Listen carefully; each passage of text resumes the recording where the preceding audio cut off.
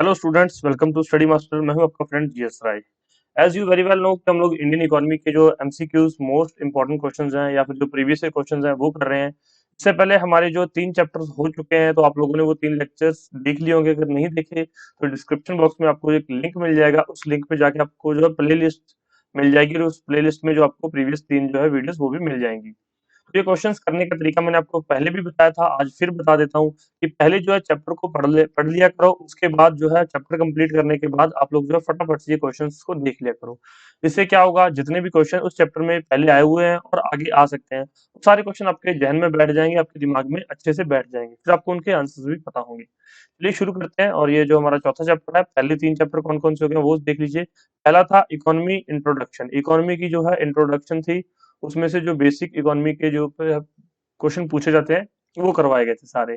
हर एक पीडीएफ जो है हमारी, हर एक क्लास, एवरी क्लास जो है बाइलिंगुअल रहती है, हिंदी प्लस इंग्लिश मीडियम। दूसरा चैप्टर था नेशनल इनकम का, जिसमें कि जीडीपी, जीएनपी और नेशनल इनकम ये सारी चीजें करवाई गई थी। तीसरा चैप्टर था economic planning. Economic planning in India, 5 year plans, NITI Aayog और प्लानिंग कमीशन, इसके बारे में जितने भी क्वेश्चंस पूछे जाते हैं वो सारे आपको उसमें करवाए गए थे। तो आप लोग वो देख लीजिए। अगर जिन्होंने देख लिया बहुत अच्छी बात है, नहीं देखे जाके देख सकते हैं। चलिए आज का हमारा जो है लेक्चर स्टार्ट करते हैं। और उससे पहले इन्फॉर्मेशन, अगर आप लोगों ने अभी तक हमारी एप्लीकेशन डाउनलोड नहीं की है तो प्ले स्टोर से जाके study master official application download कर सकते हैं। और ये हमारी ऑफिशियल वेबसाइट है, यहाँ पर विजिट कर लीजिए, आपको काफी चीजें यहाँ पर देखने को मिलेंगी। और उसके अलावा ये हमारी पेड पीडीएफ है। अगर आपको ये पीडीएफ चाहिए तो आपको जो पूरी इंडियन इकोनॉमी इकोनॉमी की एक ही पीडीएफ प्रोवाइड की जाएगी। आप उसका चाहे तो प्रिंट आउट भी ले सकते हैं, चाहे तो वैसे भी रिविजन पर्पज के लिए रख सकते हैं। तो आप व्हाट्सएप कर सकते हैं इस नंबर पर और आपको पीडीएफ जो है मिल जाएगी। ये पेड है, ये ध्यान रखना। जो फीस पे करना चाहते हैं वही मैसेज करें। चलिए हमारा आज का जो लेक्चर स्टार्ट करते हैं। और मेरी कोशिश रहती है कि एक ही टाइम पे जो है क्वेश्चन हिंदी और इंग्लिश आपकी स्क्रीन पर आ जाए। तो आप हिंदी में भी पढ़ सकते हैं जिन्होंने हिंदी में पढ़ना है, और जो स्टूडेंट्स इंग्लिश में पढ़ना चाहते हैं वो इंग्लिश में पढ़ सकते हैं। चलिए शुरू करते हैं। पहला question, the farmers are provided credit from a number of sources from their short and long term needs.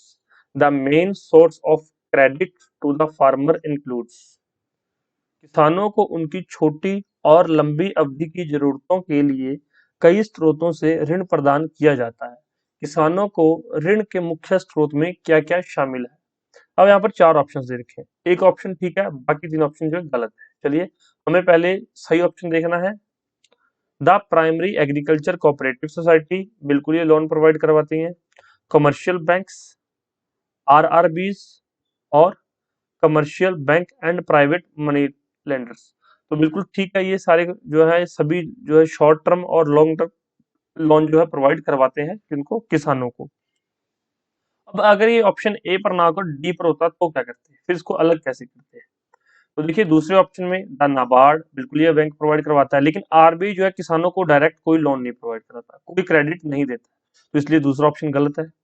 The district central cooperative bank, the lead bank, IRDP और इसके अलावा जेआरवाई। तो जेआरवाई जिसने पढ़ा है इकोनॉमी में, जवाहर रोजगार योजना, तो ये किसानों को लोन नहीं देती है, तो ये भी हमारा गलत हो गया। Last, the large scale multipurpose advice program, DCCB, IFFCO and commercial bank.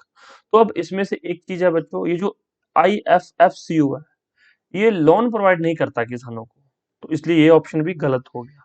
अब इसमें से दूसरा क्वेश्चन क्या बन सकता है, इफको की फुल फॉर्म पूछ सकता है, Indian farmer fertiliser corporative limited. Indian farmer fertilisers corporative limited, और इसकी जो है स्थापना कब हुई थी, 1967 के अंदर, और इसका जो हेडक्वार्टर है वो नई दिल्ली में। तो ये सारी चीजें किस तरह से क्वेश्चन सॉल्व करने हैं, किस तरह से क्वेश्चन को समझना है, वो सारी चीजें मैं आपको लेक्चर्स में करवाता हूँ। तो इसलिए लेक्चर्स को पूरा देख लिया करो और ध्यान से देखा करो। जिसको लगे कि मैं स्लो करवा रहा हूँ तो वो क्या कर सकता है, ऑप्शन में जाकर, चाहे आप ये लेक्चर यूट्यूब पे देख रहे हैं या फिर आप हमारी जो है एप्लीकेशन पर देख रहे हैं, वहां पर आपको जो सेटिंग में जाकर ऑप्शन मिल जाएगा इसकी स्पीड इंक्रीज या डिक्रीज करने का। जिन स्टूडेंट्स को लगता है कि स्पीड तेज है वो उसको डिक्रीज कर सकते हैं, और जिनको लगता है कि स्लो करवा रहे हैं तो वो स्पीड को इंक्रीज कर सकते हैं। तो दोनों ही ऑप्शन आपके पास अवेलेबल रहेंगे। तो इसका जो राइट आंसर है ए है। ओके, चलो नेक्स्ट क्वेश्चन पर चलते हैं। Which of the following are the objective of the commission for agricultural cost and prices. तो CACP की ऑब्जेक्टिव पूछा गया यहाँ पर। कृषि लागत और मूल्य आयोग के निम्नलिखित में से कौन कौन से उद्देश्य हैं।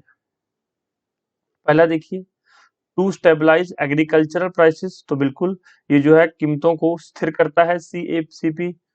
और दूसरा, to ensure meaningful real income level to the farmers, बिल्कुल ये इंश्योर करता है कि अगर कोई फार्मर काम कर रहा है तो उसको उसके काम के बदले उतनी आय सुनिश्चित हो सके। तीसरा, to protect the interest of the consumers by providing essential agriculture commodities at reasonable rates through public distribution system. तो बिल्कुल ये जो है आम जनता के हक में सार्वजनिक वितरण प्रणाली के द्वारा जो है इसकी कीमतों को स्टेबलाइज करता है, कमोडिटीज को रीजनेबल रेट्स पर लोगों तक पहुंचाता है। तो ये भी CACP का काम है। और next, to ensure maximum price for the farmer. अब इसमें देखिए, अब आपको लगेगा कि शायद ये चौथा भी कर ही रहा होगा। पहले तो ये देखिए कि इसमें ऐसा कोई ऑप्शन नहीं है जिसमें चारों हो। तो तीन, एक, दो और तीन, आपका आंसर तो यही हल हो गया।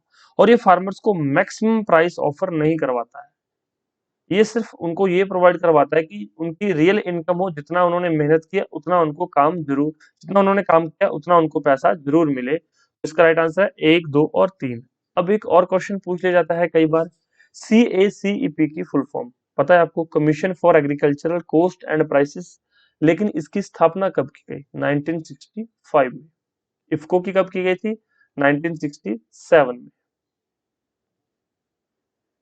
तो ये दोनों आप याद रखेंगे, जब भी कभी रिवाइज करेंगे तो इसको याद करेंगे तो 1967, CACP 1965। तो इस तरह से आप लोग थोड़ा सा मेल जोल करके चीजों को याद रखेंगे। तो ये दूसरा क्वेश्चन आपको समझ आ गया, इसका आंसर क्या है? एक, दो और तीन। तो हिंदी मीडियम वाले भी हिंदी में पढ़ सकते हैं क्वेश्चन। नेक्स्ट देखो, public procurement of food grains eight support prices ensure the following.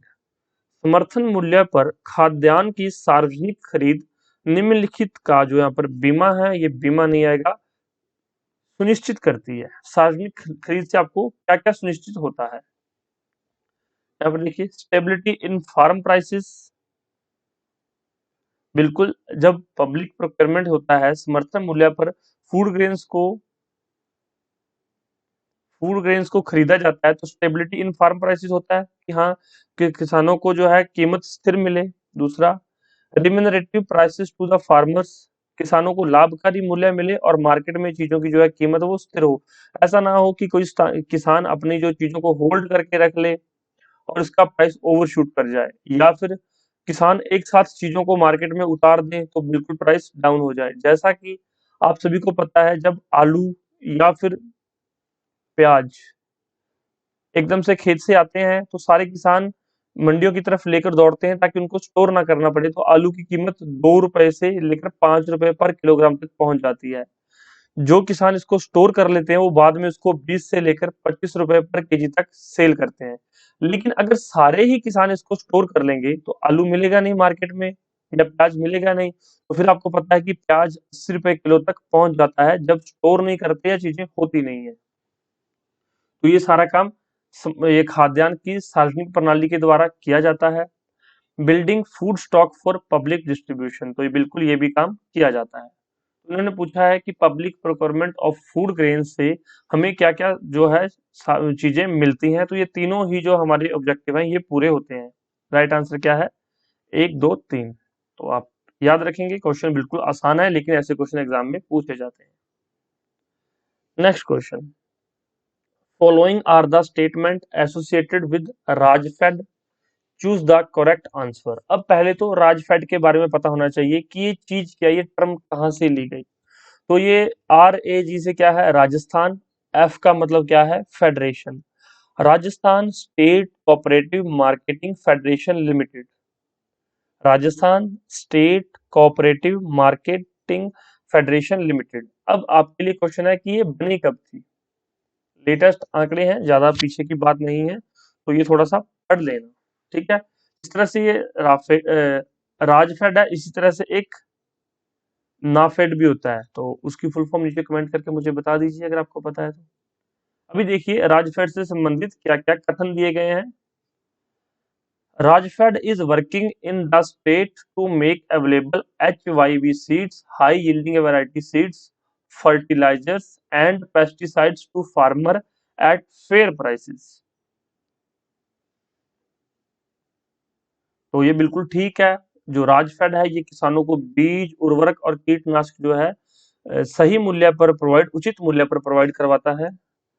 RAJFED is working in the state to ensure fair prices to the farmer for their crops. तो ये बिल्कुल ठीक है। दूसरी स्टेटमेंट्स भी कि किसानों को उनकी फसलों का उचित मूल्य दिलवाने के लिए राजफेड जो है राज्य के अंदर कार्य कर रहा है। तीसरा, Rajfed is working in the state as apex development bank. तो ये एक बैंक की तरह काम नहीं कर रहा है, ये तो एक मार्केटिंग एजेंसी है, ये बैंक नहीं है। तो ये तीसरी स्टेटमेंट यहाँ पर हमारी गलत हो गई। तो इसमें राइट आंसर क्या रहेगा, जिसमें ए और बी दोनों सही हो जाएंगे। तो राइट आंसर है बी। आई होप आपको समझ आया होगा क्वेश्चन। नेक्स्ट क्वेश्चन देखिए, who among the following is associated with white revolution. तो कई बार स्टूडेंट्स मुझे पर्सनल मैसेज करके बोलते हैं कि सर आप बड़े टफ क्वेश्चंस करवाते हो। तो स्टूडेंट्स जो क्वेश्चन टफ होते हैं वही एग्जाम में जो है डिसाइडिंग क्वेश्चंस होते हैं, वही डिसाइड करते हैं कि किसकी सिलेक्शन हो रही है और किस स्टूडेंट्स की सिलेक्शन नहीं हो रही। ऐसा क्यों? क्योंकि जो क्वेश्चन टफ आपको लग रहा है वो आप लोग छोड़ देंगे, लेकिन दूसरा बच्चा दूसरी साइड पे इस क्वेश्चन को अच्छे से समझ रहा है, समझ के उसका आंसर कर रहा है और एग्जाम में भी वो क्वेश्चन ठीक करेगा। तो कई बार स्टूडेंट्स वीडियो के सर आपके क्वेश्चंस बड़े टफ होते हैं इसलिए मैं देखता नहीं हूँ। तो बच्चों अगर मेरे क्वेश्चंस टफ हैं या फिर जो मैं करवा रहा हूँ ये टफ लगते हैं, अगर आप इसी वजह से नहीं देखते तो फिर आप चाहे तैयारी छोड़ दीजिए, कोई प्रॉब्लम नहीं है। क्योंकि एग्जाम में question easy to moderate, tough तीनों लेवल के आते हैं। और इजी क्वेश्चन सभी स्टूडेंट्स को आते हैं, मॉडरेट 50 टू 80% स्टूडेंट्स को आते रहते हैं और टफ जो है 20% को आते हैं। और जो 20% होते हैं यही जो है सिलेक्शन ले जाते हैं, क्योंकि इजी और मॉडरेट तो सभी को आ रहे हैं, टफ क्वेश्चन भी वहां पर डिसाइड करते हैं। तो इसलिए थोड़ा सा ध्यान से देखा करो चीजों को। निम्नलिखित में से कौन श्वेत क्रांति से संबंधित है? तो वर्गीस कुरियन जो है श्वेत क्रांति या व्हाइट रेवोल्यूशन से संबंधित थे। इंपॉर्टेंट क्वेश्चन है, हर बार पूछा जाता है। White revolution is related to, श्वेत क्रांति का संबंध, अभी पीछे क्वेश्चन देखा हम लोगों ने तो सेम क्वेश्चन है कि व्हाइट व्हाइट रेवोल्यूशन का संबंध जो है मिल्क प्रोडक्शन से है, दूध उत्पादन से। नेक्स्ट देखिए, who is known as the father of white revolution in India. Bharat में श्वेत क्रांति के जनक के रूप में किसे जाना जाता है? तो इसका राइट आंसर है वी कुरियन या फिर वी कुरियन। ठीक है, वर्गीस कुरियन। तो ये क्वेश्चन, तीन क्वेश्चन बन गए लेकिन क्वेश्चन ये एक ही है, तो तीनों तरह से पूछा जाएगा। ये इसलिए मैंने डाल दिया क्योंकि एक बार यूपी पीसीएस में पूछा गया ये question, Bihar public service commission में ये क्वेश्चन पूछा गया है और राजस्थान एडमिनिस्ट्रेटिव सर्विसेज में। ये एक ही क्वेश्चन तीनों जगह पूछा गया लेकिन अलग अलग फॉर्म में। आगे भी चाहे ये हरियाणा सिविल सर्विसेज हो, चाहे पंजाब सिविल सर्विसेज हो, कोई भी पेपर हो वहां पर आपको क्वेश्चन ये फिर देखने को मिलेगा, लेकिन किसी दूसरी फॉर्म में। तो आप ये याद रखो, क्वेश्चन किसी भी फॉर्म में अगर आपको आता है तो फिर आपको प्रॉब्लम नहीं। Operation flood is associated with, operation flood का संबंध किससे है? चार ऑप्शंस दिए गए हैं, फ्लड कंट्रोल से, इरिगेशन प्रोजेक्ट से, स्टोरेज ऑफ फूड ग्रेन्स या फिर मिल्क प्रोडक्शन एंड डिस्ट्रीब्यूशन। तो ऑपरेशन फ्लड जो है वो मिल्क प्रोडक्शन एंड उसकी डिस्ट्रीब्यूशन से संबंधित है, दूध उत्पादन और उसका विवरण। नेक्स्ट क्वेश्चन पर चलते हैं। Consider the following statements. Questions बड़े जरूर होते हैं लेकिन इनको ध्यान से पढ़ो, एक एक स्टेटमेंट में एक एक क्वेश्चन होता है। तो ये आपको हर एक एग्जाम में काम आएंगे, चाहे आप किसी भी एग्जाम की तैयारी कर रहे हैं। अगर आप किसी वनडे एग्जाम की तैयारी कर रहे हैं तो ये एक एक लाइन से एक एक क्वेश्चन बन के आ जाएगा। अगर ये समझ आ गया तो उसका आंसर भी आप लोग कर पाएंगे। चलिए देखते हैं। Regarding the procurement of food grains, Government of India following procurement target rather than open ended procurement policy. ये पहली स्टेटमेंट है। खाद्यान्नों की खरीद के संबंध में भारत सरकार ने ओपन एंडेड खरीद नीति की बजाय खरीद लक्ष्य का पालन किया है। तो वो खरीद लक्ष्य का नहीं है, वो खरीद नीति का पालन करते हैं यहाँ पर। और इसमें जो है कुछ एक कमोडिटीज है, उसी को यहाँ पर जो है खरीदते हैं। दूसरा देखिए, ये पहला ऑप्शन यहाँ पर मतलब गलत है। Government of India announce minimum support price only for cereals. Cereals मतलब क्या होती है? अनाज। तो क्या भारत सरकार जो सिर्फ अनाज के लिए ही न्यूनतम समर्थन मूल्य की घोषणा करती है? तो ये भी गलत है। भारत सरकार टोटल 25 कमोडिटीज के लिए या फिर इससे भी ज्यादा के लिए जो है ये प्रोवाइड मिनिमम सपोर्ट प्राइस का जो है घोषणा करती है, जिसमें कि 7 तरह के तो अनाज हैं, उसके अलावा 5 तरह की इसमें दालें दे रखी हैं, 7 तरह के ऑयल सीड्स और 4 तरह के कमर्शियल क्रॉप्स। तो ये है कुछ, इसके अलावा भी है कुछ जिसको जो है उन्होंने भारतीय सरकार ने मिनिमम सपोर्ट प्राइस इनके लिए अनाउंस किया गया। तो इसमें क्या है? ओनली फॉर सीरियल्स लिखा हुआ, तो यहाँ पर ओनली लिखा हुआ है, तो ये ऑप्शन जो है गलत हो गया, क्योंकि सीरियल्स के अलावा, अनाजों के अलावा दालें, ऑयल सीड्स और कमर्शियल क्रॉप्स जो है इनके लिए भी मिनिमम सपोर्ट प्राइस सरकार अनाउंस करती है। For distribution under targeted public distribution system TPDS, wheat and rice are issued by the government of India at uniform central issue price to the state union territories। तो बिल्कुल ठीक है ये option आपका कि जो TPDS सिस्टम है, targeted public distribution system है, इसमें व्हीट और राइस जो है गवर्नमेंट ऑफ इंडिया के द्वारा पैन लेवल पर, पूरे इंडिया लेवल पर यूनिफॉर्म प्राइस के ऊपर इशू किया जाता है।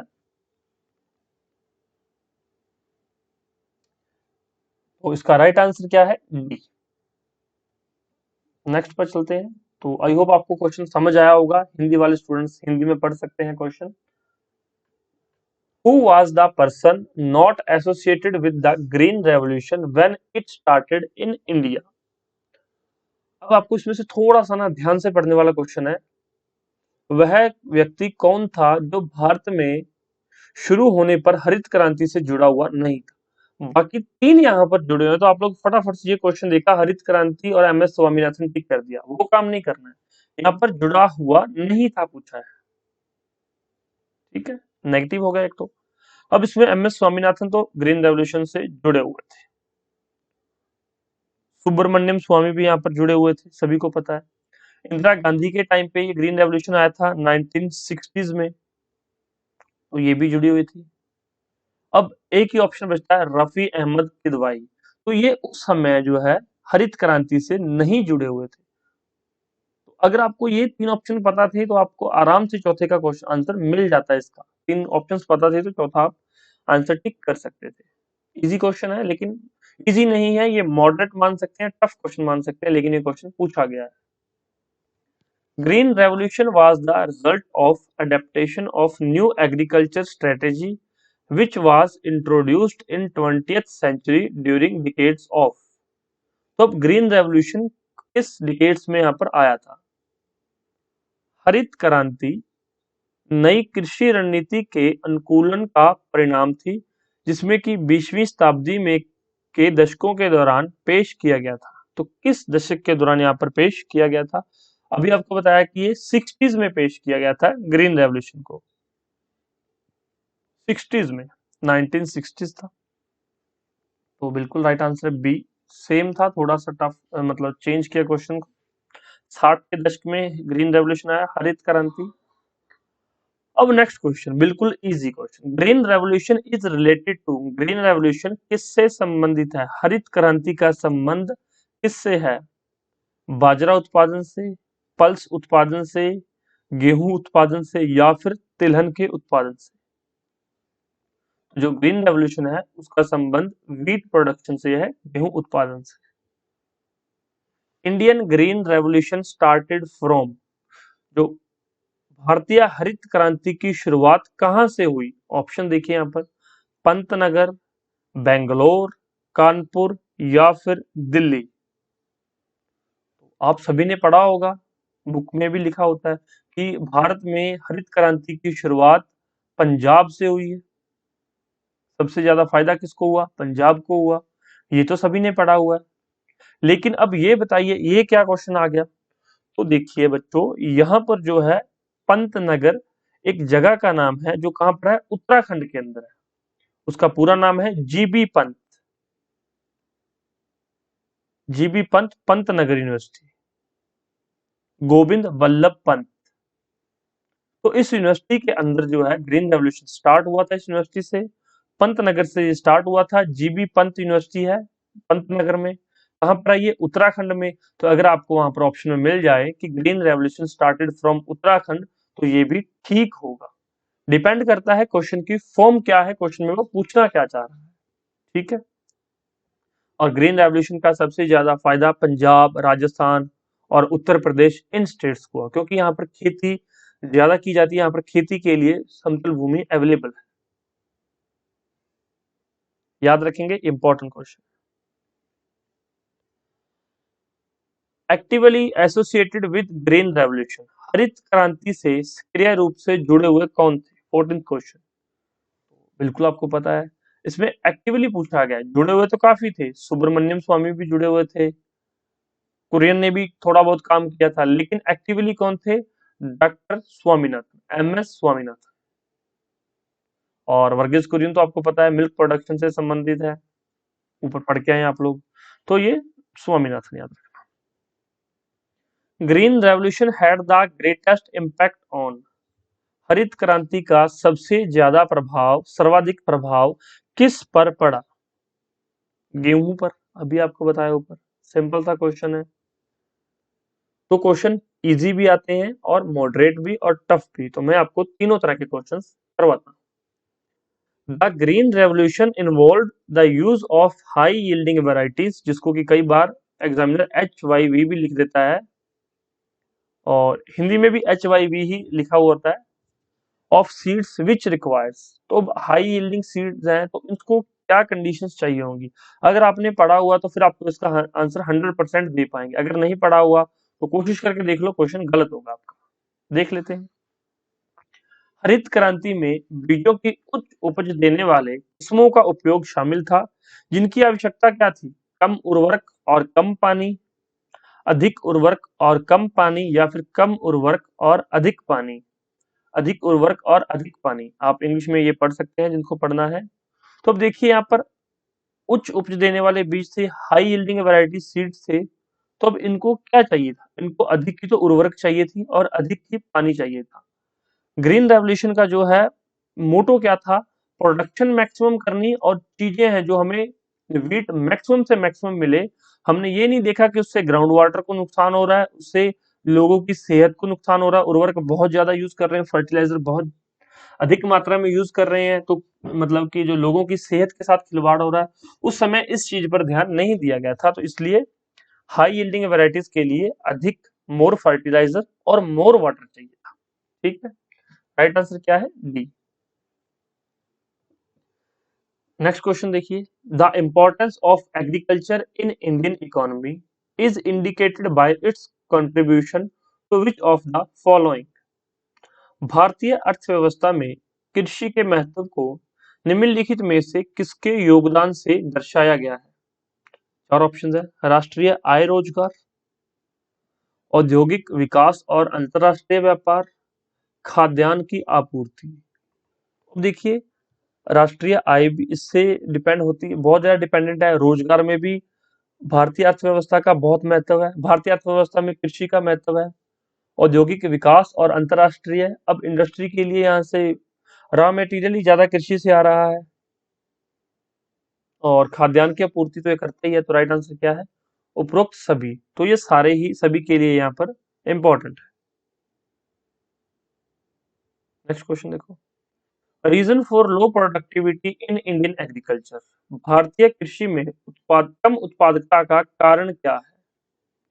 Engagement of more person in agriculture operation than needed, बिल्कुल ठीक है यहाँ पर ये ऑप्शन। दूसरा देखो, अब ये नहीं कि इसको एक और मतलब में आपने गोला मारा है तो बस फटाफट से ब्लैक कर दो, नहीं। नेक्स्ट देखो, स्मॉल लैंड होल्डिंग, ये भी सही है क्योंकि भारत में जो है सीमांत किसान बहुत ज्यादा है। बैकवर्ड टेक्निक्स ऑफ प्रोडक्शन, बिल्कुल, लोगों के पास ट्रैक्टर्स नहीं है, लोगों के पास खुद के इक्विपमेंट्स नहीं है, पानी लगाने के लिए लोगों को दूसरों पर निर्भर रहना पड़ता है, या फिर पानी लगाने के लिए नहरों पर, वर्षा पर निर्भर रहना पड़ता है। तो बैकवर्ड टेक्निक ऑफ प्रोडक्शन, और right answer all of the above, इसमें ये जो डी है। स्टूडेंट्स इतने एक्साइटेड हो जाते हैं इतना सिंपल क्वेश्चन देख के, क्वेश्चन पढ़ा, ए पढ़ा, ठीक, चलो जी बात खत्म। घर पे आके देखा कि डी ऑप्शन में तो ऑल ऑफ द अबव था, देखा ही नहीं, ये गलती मत करना। नेक्स्ट क्वेश्चन देखते हैं। Yellow revolution is concerned with the production of, yellow revolution जो है, पीली क्रांति का संबंध किसके उत्पादन से है? खाद्यान्न उत्पादन, मछली, तेल बीज जिसको ऑयल सीड्स बोलते हैं, या फिर मिल्क। अब मिल्क से आपको पता है व्हाइट रेवोल्यूशन, याद हो गया होगा। Fish, blue revolution, food grains, green revolution. अब ऑयल सीड्स ही बचा है तो येलो रेवोल्यूशन, संबंध तेल बीज से। नेक्स्ट देखो, the term evergreen revolution has been used for increasing agriculture production in India by, सदाबहार क्रांति शब्द का प्रयोग भारत में कृषि उत्पादन बढ़ाने के लिए किसके द्वारा किया गया था? बेसिक सा क्वेश्चन है, इंपॉर्टेंट है। किसके द्वारा? एम एस स्वामीनाथन के द्वारा। B. Super rice was developed by, तो सुपर राइस है, एक राइस की किस्म होती है सुपर राइस। इसमें होता क्या है, इसको थोड़ा पानी मिले तो भी ये प्रोडक्शन उतनी ही होती है। अगर कोई किसानी से संबंधित है, खेती बाड़ी से संबंधित है, तो पता है कि राइस के लिए, धान की फसल के लिए पानी काफी मात्रा में चाहिए होता है। और अगर इसको सूखा पड़ जाए, बीच में पानी की कमी हो जाए, तो जो इसकी पैदावार है वो कम हो जाती है, उसकी प्रोडक्शन है वो डाउन हो जाती है, जितनी उसको मतलब कि जो बोलते हैं झाड़ होता है वो उतना नहीं निकलता, उसकी क्वांटिटी कम हो जाती है। लेकिन सुपर राइस में क्या होता है, अगर इसको पानी की कमी भी हो गई तो भी प्रॉब्लम नहीं होगी। अब आप कहोगे कि सर अगर पानी की कमी है तो ये वहां पर उगा लो जहां पर पानी की कमी है। पानी तो इसको चाहिए, लेकिन अगर एक टाइम पे इसको पानी नहीं भी मिला तो भी ये सूखा नहीं मानेगा, फिर भी ये जो है आपको राइस फुल क्वांटिटी में और क्वालिटी और क्वांटिटी दोनों में मिलेंगी। तो ये उसी जगह के लिए डेवलप किया गया है जहां पर पानी की कमी होती है। और इसकी सुपर राइस की जड़ें लंबी होती हैं, ये धरती से खुद भी पानी खींचने की कोशिश करता है, और उस वजह से ये और ज्यादा सूखा जो है प्रोड्यूस कर देता है। तो ये खतरनाक भी है, लेकिन जहां पर कुछ नहीं हो रहा तो वहां पर ये राइस तो हो सकते हैं। तो इसकी मेरिट भी है और डिमेरिट भी है, ध्यान रखना। अब सुपर राइस डेवलप किसने किया, क्वेश्चन हमारा ये था।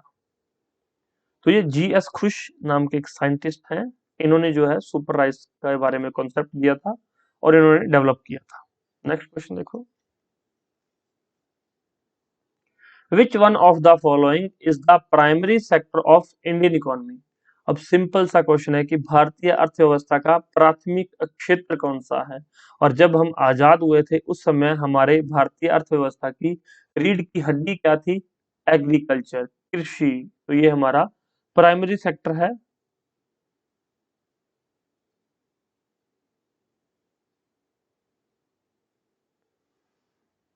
नेक्स्ट देखते हैं यहाँ पर,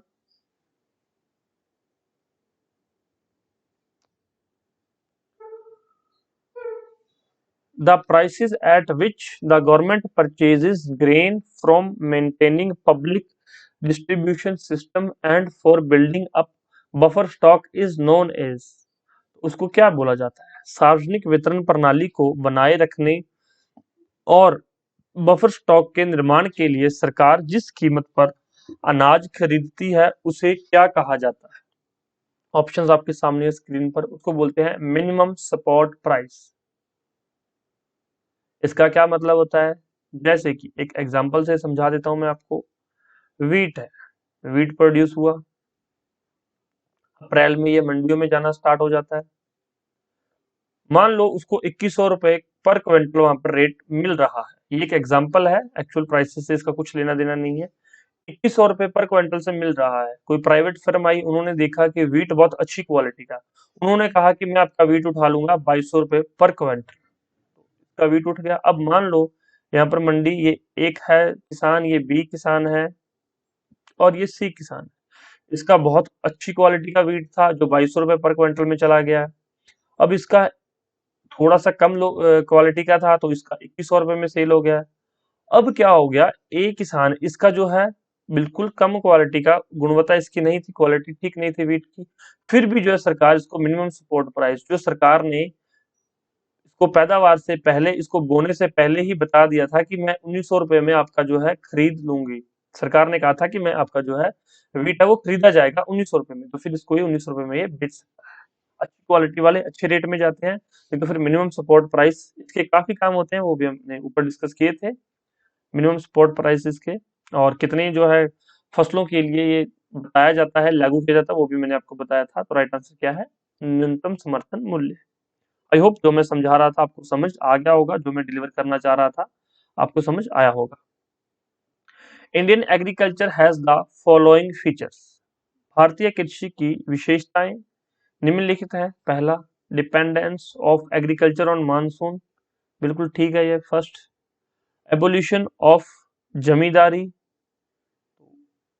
ये फीचर जो है, रुकिए इसमें क्वेश्चन कुछ और दिया गया है, ये चारों तो दे रखे हैं, पढ़िए। इंडियन एग्रीकल्चर की ये तो चारों ही फीचर्स हैं। Abolition of zamindari, absence of trade union in agriculture sector, heavy pressure of population on land. तो ये चारों फीचर्स हैं, आपने पढ़े होंगे, ये चारों ही ठीक है। तो मैं वो देख रहा था कि नीचे ऑप्शन में तो ये है ही नहीं। अब क्वेश्चन क्या है, which of the above is responsible for disguised unemployment in agriculture. प्रच्छन्न बेरोजगारी के उपरोक्त में से कौन सा जिम्मेवार है, जो चार विशेषताएं ऊपर दी गई हैं। तो heavy pressure of population on land, इस वजह से प्रच्छन्न बेरोजगारी होती है, डी इसका राइट आंसर है।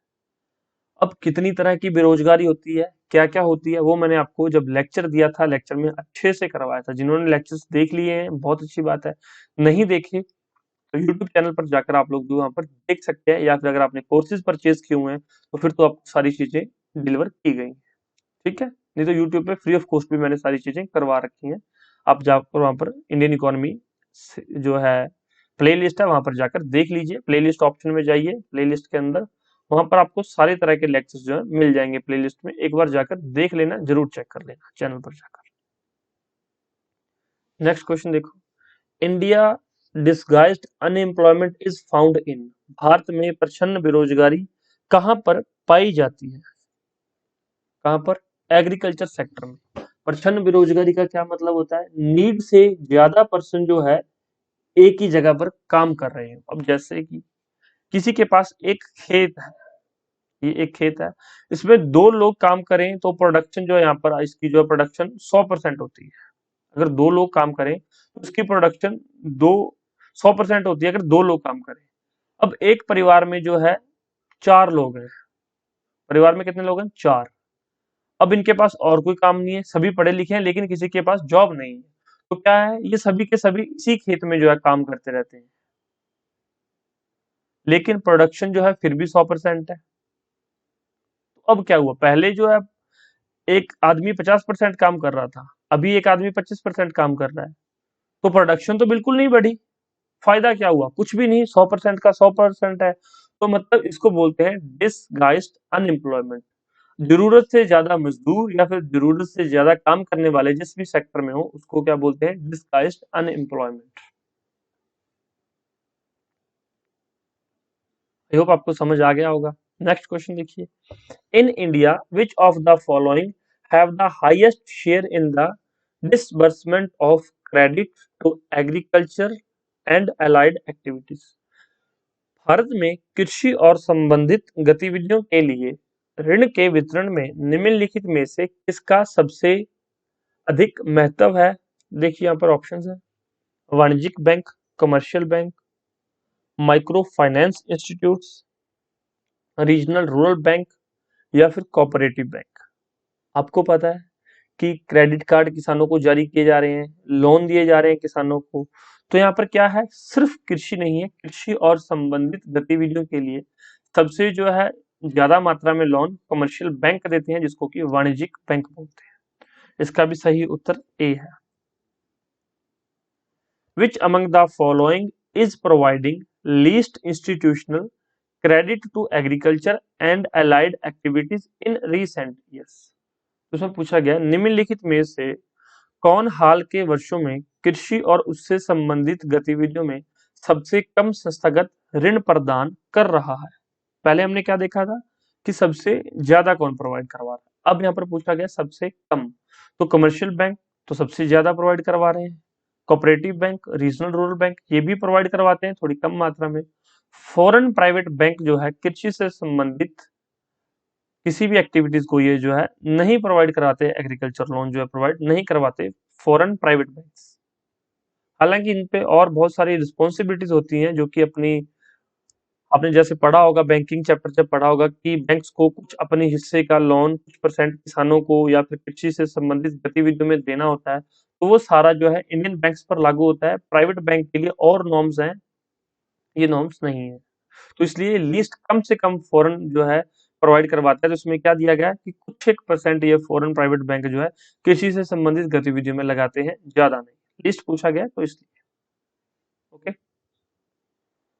Following are the sources of institutional credit to agriculture in India. Bharat में कृषि के लिए संस्थागत ऋण के लिए स्रोत कौन कौन से हैं? सहकारी bank, regional rural bank, commercial bank. अब ये तो आपको पता है कि ये तीनों ही हैं। क्वेश्चन क्या है, क्वेश्चन समझिए। विच one is the correct sequence in descending order. अब इसको डिसेंडिंग ऑर्डर में करेक्ट सीक्वेंस बताना है। अब आपके दिमाग में फटाफट से क्लिक कर जाना चाहिए कि सबसे ज्यादा कौन प्रोवाइड करवाता है? Commercial bank. तो नंबर 3 तो सबसे आगे आएगा। ये दो ऑप्शन तो यहाँ पर क्या हो गया, खत्म हो गए। उसके बाद क्या है, 321 या 312। अब ऑप्शन यहाँ पर जो है गड़बड़ हो गया, अब क्या करें? तो दूसरे नंबर पर क्या प्रोवाइड करवाते हैं यहाँ पर? Cooperative bank. और तीसरे नंबर पर regional rural bank, RRBs.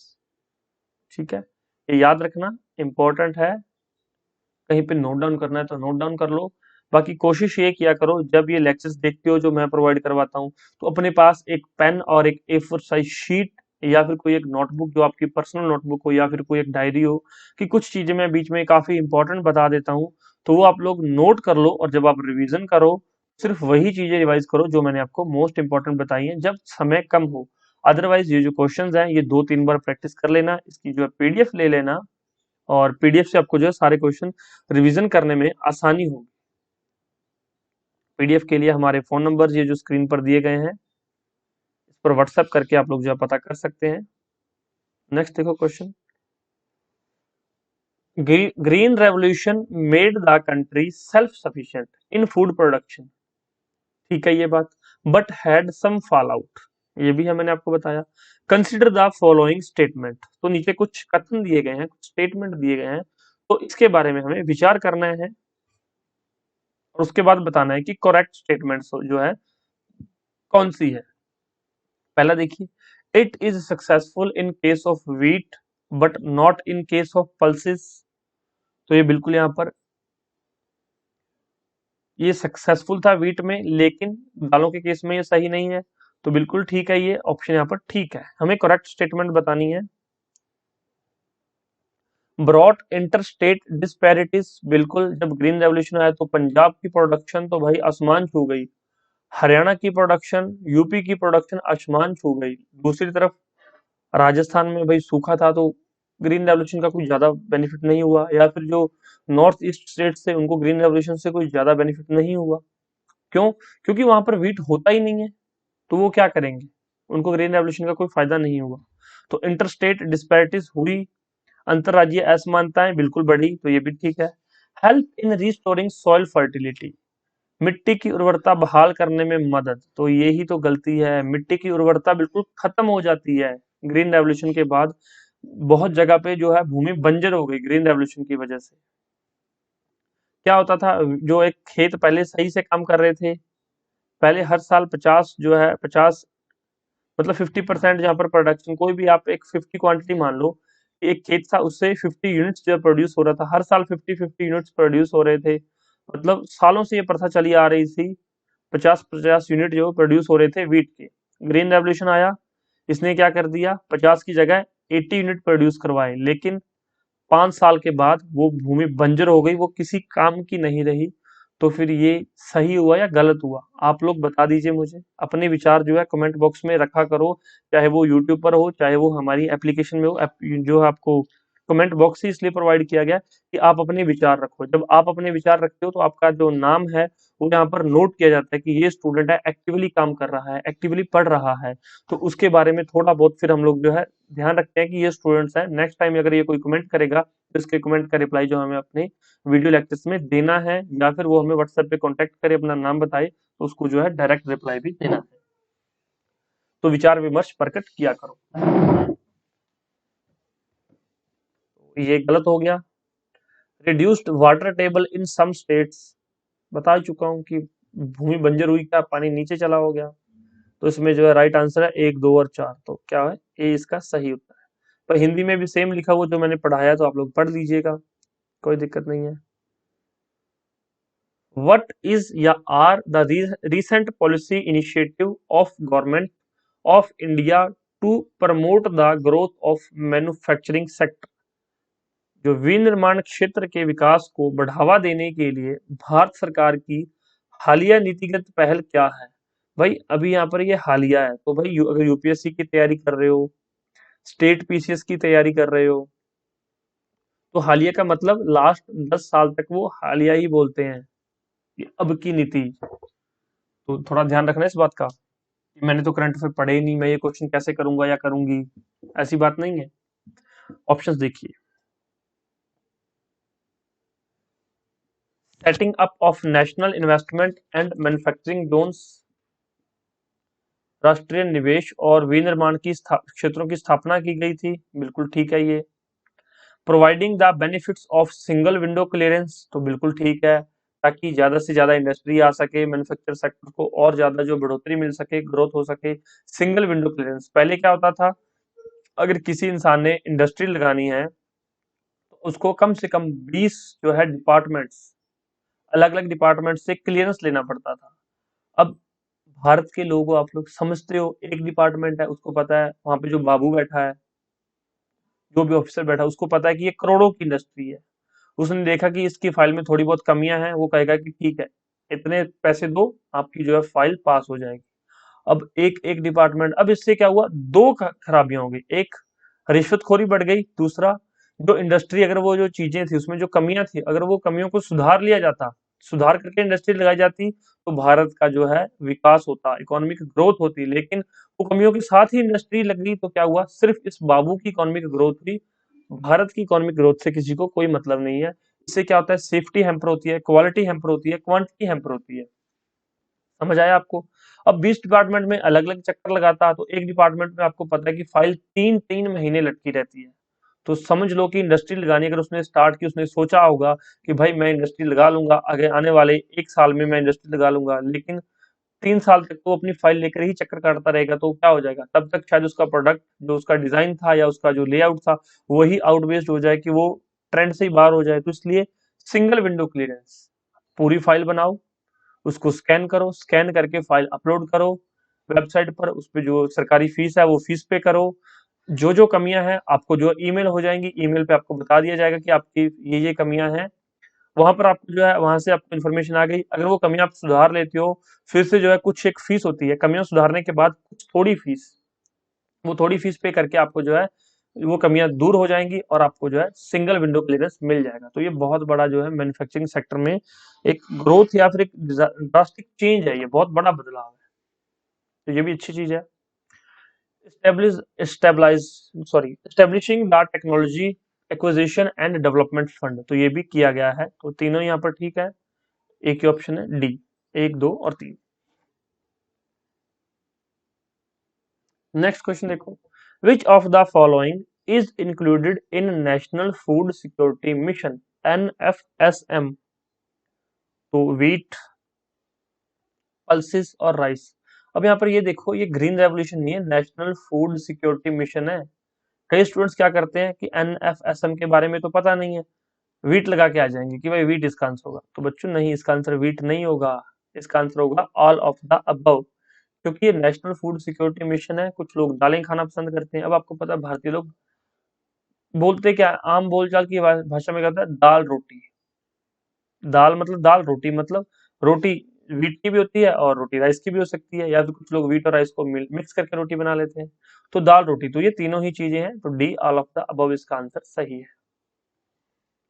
I hope आप लोग एंजॉय कर रहे होंगे क्वेश्चंस को, आपको क्वेश्चन समझ आ रहे हैं। Since 1997-98 which statement is correct regarding minimum spot price MSP?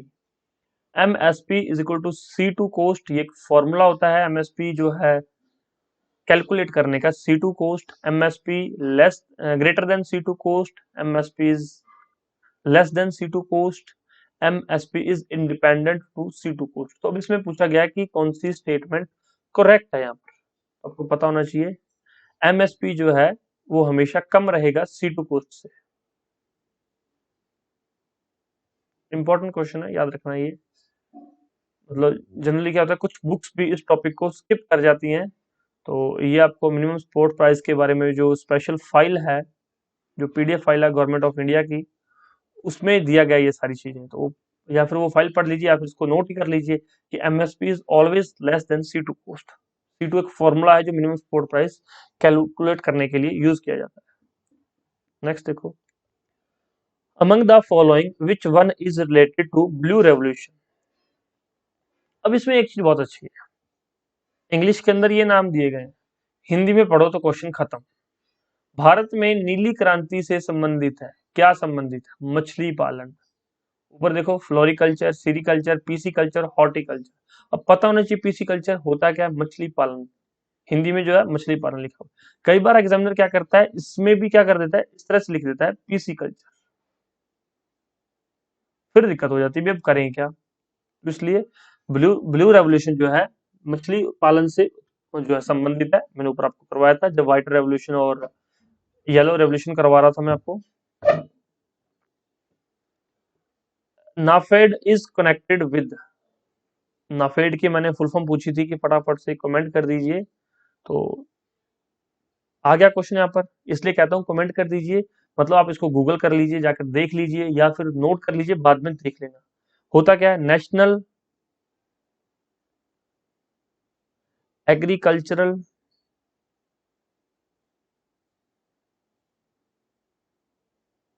Cooperative marketing federation limited, federation limited, ठीक है।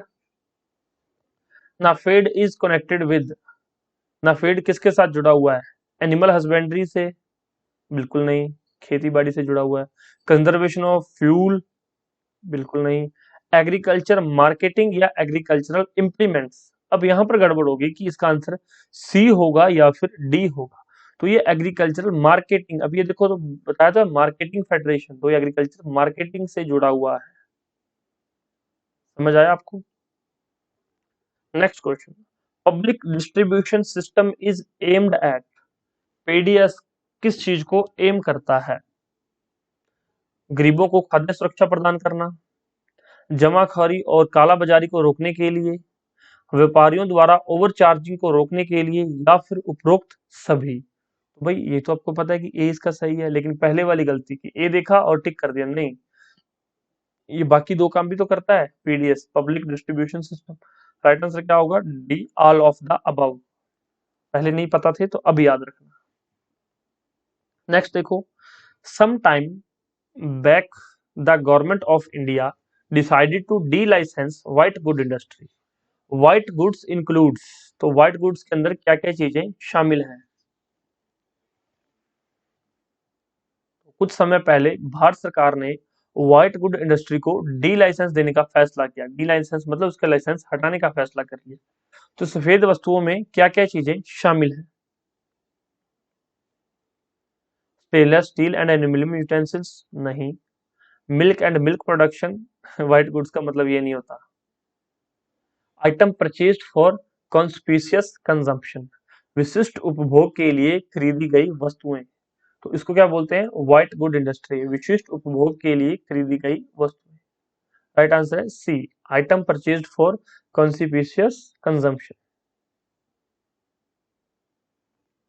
नेक्स्ट देखो, consider the following statement, small scale industries are in most cases not as efficient and competitive as the large scale one, yet the government provide preferential treatment and reservation in a range of products to small firms because small scale industry।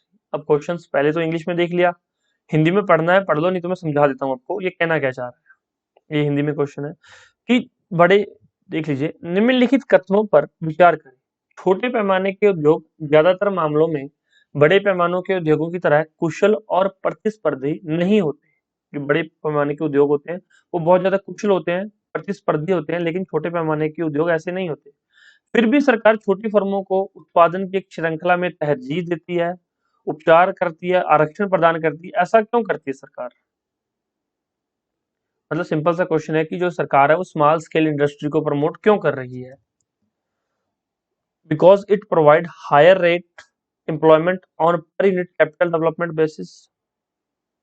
बिल्कुल ठीक है ये, क्योंकि क्या होता है, अगर कहीं पे स्मॉल स्केल इंडस्ट्री है, किसी एक छोटे से एरिया में, कोई एक छोटा सिटी, उसमें स्मॉल स्केल इंडस्ट्री लग गई, तो वो क्या करती है, वहां पर 10 लोगों को रोजगार दे सकती है। अदरवाइज अगर कुछ जो है लार्ज स्केल इंडस्ट्री है तो ये किसी बड़ी सिटी में होगी, वहां पर पहले ही पॉपुलेशन बहुत है, वहां पर ये 10 लोग और जाएंगे, सिटी पर भार और बढ़ेगा, इनको जॉब मिलेगी, तो फिर दिक्कत ही दिक्कत है। तो इसलिए स्मॉल स्केल इंडस्ट्रीज एक सिटी में 10-15 खोल दो तो वो कम से कम काफी लोगों को रोजगार देती हैं। और अगर एक परिवार में एक बंदे को भी रोजगार मिल जाए, एक आदमी या औरत को रोजगार मिल जाए, तो उसके परिवार का भरण पोषण हो जाता है, वो अपनी जो है गुजारा की चीजें ले सकते हैं।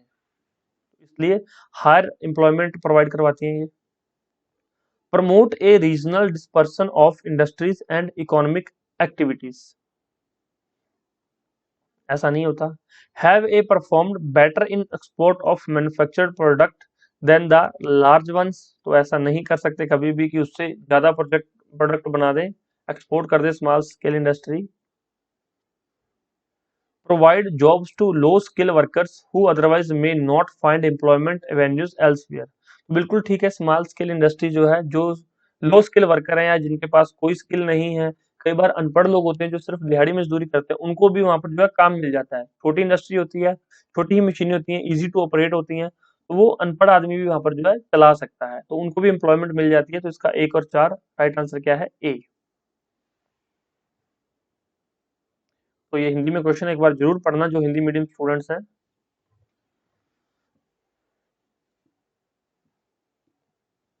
नेक्स्ट क्वेश्चन देखो, small scale and cottage industries are important because, लघु और कुटीर उद्योग जो है महत्वपूर्ण है क्योंकि वे अधिक रोजगार प्रदान करते हैं, सरकार उनकी मदद करती है, वे पारंपरिक है या उनका प्रबंधन आसान है। तो ये जो SCCI इंडस्ट्रीज है ये इंपॉर्टेंट क्यों है? बिल्कुल सिंपल सा क्वेश्चन है, दे प्रोवाइड मोर एम्प्लॉयमेंट। हर घर में अपना एक लघु और कुटीर उद्योग हो सकता है, 4 लोग मिलकर भी अपना काम कर सकते हैं। अब दरी बनाना, दरी घरों में लोग बनाते हैं और बेचते हैं।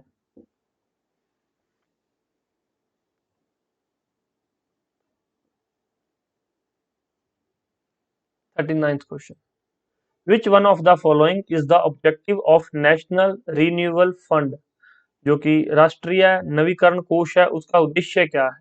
4 ऑप्शन यहाँ पर दिए गए हैं। पहला देखिए, to safeguard the interest of who may be affected by technological upgradation of industry और क्लोजर ऑफ सिक यूनिट्स। तो नेशनल जो रिन्यूएबल फंड है, उद्योग के लिए तकनीकी उन्नयन या बीमार इकाइयों को बंद करने से प्रभावित होने वाले जो उद्योग है उनके हितों की रक्षा करने के लिए राष्ट्रीय नवीकरणीय कोष का जो है निर्माण किया गया। तो राइट आंसर क्या है? ए। अब आप सोचोगे कि सर आपने ये टिक कर दिया, बाकी 3 पढ़ने की जरूरत है या नहीं है? तो स्टूडेंट्स इसमें नीचे कोई भी ऐसा ऑप्शन नहीं है जिसमें ऑल ऑफ द अबव दिया गया हो, ये बेस्ट सूट कर रहा है, तो यही आपका आंसर है। नेक्स्ट क्वेश्चन देखिए, consider the following factors regarding industry. तो एक इंडस्ट्री से संबंधित ये कुछ फैक्टर दिए गए हैं पहले देख लीजिए, capital investment, business turnover, labour force या फिर power consumption. Which of the which of these determine the nature and size of the industry. तो जो दिए गए ऊपर चार हैं, इनमें से कौन किस चीज से डिसाइड होगा, विच determine the nature and size of industry, इसका नेचर कैसा है और इंडस्ट्री का साइज कैसा है। चार चीजें दी गई हैं, कौन कौन सी चार हैं देख लीजिए। पूंजी निवेश, व्यापार कारोबार, श्रम बल और बिजली की खपत। तो इसमें देखिए, पहला पूंजी निवेश बिल्कुल ठीक है कि कितना पैसा वहां पर लगा हुआ है। व्यापार कारोबार की, ये कितना व्यापार कारोबार, ये नहीं है, हर साल ये बढ़ता घटता रहता है। श्रम बल, वहां पर कितने लोग काम कर रहे हैं, और बिजली की खपत कि वो कितनी है। अब देखिए, एक छोटी इंडस्ट्री है, थोड़े लोग काम करेंगे, थोड़ी बिजली यूज होगी और उसमें थोड़ा ही पैसा लगा होगा, जैसे कि 1 करोड़ लगाओ, 2 करोड़ लगे हों। लेकिन एक बड़ी इंडस्ट्री है तो उसमें जो है कई 100 करोड़ लगे होंगे, कई हजार लोग काम कर रहे होंगे, और दिन में पता नहीं कितने हजारों यूनिट वहां पर बिजली की जो है कंजम्पशन होती है। तो ये तीनों ही चीजें अब करने को क्या है, शायद जो भी चीज है, ये कोई मैन्युफैक्चरर है जो क्या बना रहा है, इसने सिरिंजेस बनाई है, सिरिंज बना रहा है डेली, जो आपको सिंगल यूज सिरिंज होती है, टीका लगाने वाला सिरिंज। ये सिरिंज बना रहा था, इसकी 1 या 2 करोड़ की इंडस्ट्री थी, थोड़े लोग काम कर रहे थे। अब ये कार मैन्युफैक्चरर है। अब कोरोना के टाइम पे बाकी सारी इंडस्ट्री बंद थी, तो इसका व्यापार कारोबार घट गया ना 1 साल के लिए, इसका व्यापार कारोबार बढ़ गया। तो व्यापार कारोबार कभी डिसाइड नहीं करता कि इसका नेचर क्या है या साइज क्या है इंडस्ट्री का, तो वो तो डिमांड एंड सप्लाई पे चलता रहता है। लेकिन बाकी तीनों चीजें जो है डिसाइड करती हैं कि इसका आकार क्या है या इसकी प्रकृति क्या है। तो इंपॉर्टेंट क्वेश्चन है, राइट आंसर ए। इस तरह के क्वेश्चंस मोस्ट प्रोबेबली गलत हो जाते हैं स्टूडेंट्स के, कि यार उसमें दो तीन तो पता होते हैं, एक का पता ही नहीं होता और वो गलत हो जाते हैं। विच one of the following committees recommend the abolition of reservation of items for the small scale industries, for small scale sector industries।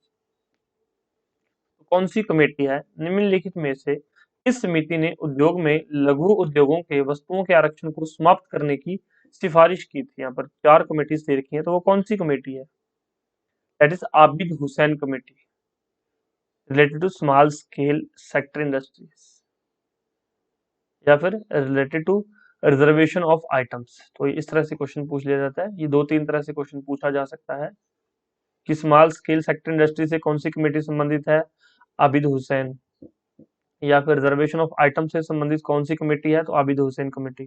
Simple question है। नेक्स्ट क्वेश्चन देखिए, the Meera Seth committee was concerned with, Meera Seth committee जो है किस चीज से संबंधित है, development of handlooms, हथकरघा का विकास से संबंधित है मीरा सेठ समिति। तो नोट कर लेना, इससे पहले मैंने एक करवाई है, ये दूसरी है, तो इनको नोट डाउन करते चलो। या फिर जब मैंने इकोनॉमी का लेक्चर दिया तो उसमें मैंने एक टेबल करवाया था, उस टेबल में 10-12 ये जो कमेटीज थी, तो उनमें से ये क्वेश्चन बना के मैं दे रहा हूँ आपको। विच one of the following is not the, और एक और चीज, क्वेश्चन फिर पढ़ते हैं, मैं बनाकर दे रहा हूँ और वो जो 10-12 कमेटीज थी उनमें से ही क्वेश्चन पूछे जाते हैं पेपर में, 1 या 2 क्वेश्चन उसमें से बन जाते हैं वो 12 कमेटीज में से। तो वो पढ़ लेना, लेक्चर देख लेना जरूर। विच one of the following is not the problem of small scale industries. तो इनमें से कौन सी प्रॉब्लम नहीं है स्मॉल स्केल इंडस्ट्री की, फाइनेंस, मार्केटिंग, रॉ मटेरियल या स्ट्राइक आउट्स। भाई स्मॉल स्केल इंडस्ट्री है तो उसमें 10 लोग या 20 लोग काम कर रहे हैं, तो फाइनेंस की तो दिक्कत होगी नहीं, मार्केटिंग की भी कोई दिक्कत नहीं है, रॉ मटेरियल भी पूरा है। अब स्ट्राइक्स और लॉकआउट नहीं, क्योंकि 20 लोग हैं, अगर 2 लोग गड़बड़ करेंगे तो 2 को रिप्लेस कर देंगे, तो ना ही कोई स्ट्राइक जैसा कुछ होता है, ना ही कुछ लॉकआउट जैसा होता है। तो उसमें जो है ये प्रॉब्लम नहीं है स्मॉल स्केल इंडस्ट्री की। लेकिन बड़ी इंडस्ट्री में अगर 2 दिन तक ताला लग जाए तो पता नहीं करोड़ों रुपए का नुकसान हो जाता है। नेक्स्ट क्वेश्चन देखिए, निम्नलिखित में से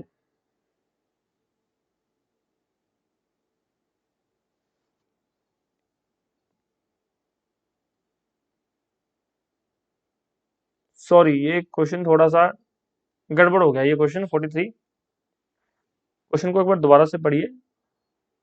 विच one of the following is not, ठीक है नॉट ही है यहाँ पर, मुझे लगा ये नॉट नहीं है, अगर नॉट नहीं होता तो आंसर कुछ और होता। तो ये स्ट्राइक्स और जो लॉकआउट है ये इंडस्ट्री की प्रॉब्लम नहीं है, हड़ताल और तालाबंदी, ठीक है ये क्वेश्चन, ये इसका डी आंसर। नेक्स्ट देखिए, the concept of Navratna is associated with, Navratna की अवधारणा किससे संबंधित है? Selected categories of technical manpower, selected export oriented units, selected food processing industry, selected public sector enterprises. तो नवरत्न का क्या मीनिंग है? Selected public sector enterprises. Right answer क्या है? डी। चयनित सार्वजनिक क्षेत्र के उद्यम, उनको जो है नवरत्न कहा जाता है। The shares of the tertiary sector in total GDP of India has. जो तीसरा सेक्टर है टर्शरी सेक्टर, भारत के कुल सकल घरेलू उत्पाद में तृतीय क्षेत्र का हिस्सा कितना है? shown an increasing trend, shows a decreasing trend, remain constant, been fluctuating। तो भाई टर्शरी सेक्टर को पहले तो ये देखो कि सर्विस सेक्टर होता है। अब ये मत बोलना कि सर सर्विस सेक्टर बताओ, सर्विस सेक्टर के अंदर क्या क्या चीजें इंक्लूड होती हैं। भाई जब लेक्चर दिया था बड़े चीख चीख के एक एक चीज बताई थी, primary sector, secondary sector, tertiary sector, agriculture sector, industrial sector, service sector, आगे अच्छे से मैंने डिफाइन किया था, वो लेक्चर देख लो पता चल जाएगा। तो अब इसमें आंसर क्या है 45th क्वेश्चन का? भाई shown an increasing trend, day by day service sector जो हमारी जीडीपी में बहुत ज्यादा कंट्रीब्यूशन कर रहा है, जो भारत की जीडीपी डे बाय डे बढ़ती जा रही है, ये इंडस्ट्री या एग्रीकल्चर की वजह से नहीं, only and only service sector की वजह से ही फ्लरिश कर रही है हमारी जीडीपी। और हालांकि कुछ समय के लिए ये चीज ठीक है, बट सर्विस सेक्टर कभी भी किसी जो है जीडीपी का बेस नहीं हो सकता। सर्विस सेक्टर से लोगों को रोटी नहीं मिलेगी, रोटी किससे मिलेगी? एग्रीकल्चर से। एग्रीकल्चर से, और एग्रीकल्चर जब चलेगा तो ही इंडस्ट्री होगी, क्योंकि रॉ मटेरियल तो एग्रीकल्चर से ही आता है मोस्ट ऑफ द इंडस्ट्रीज को।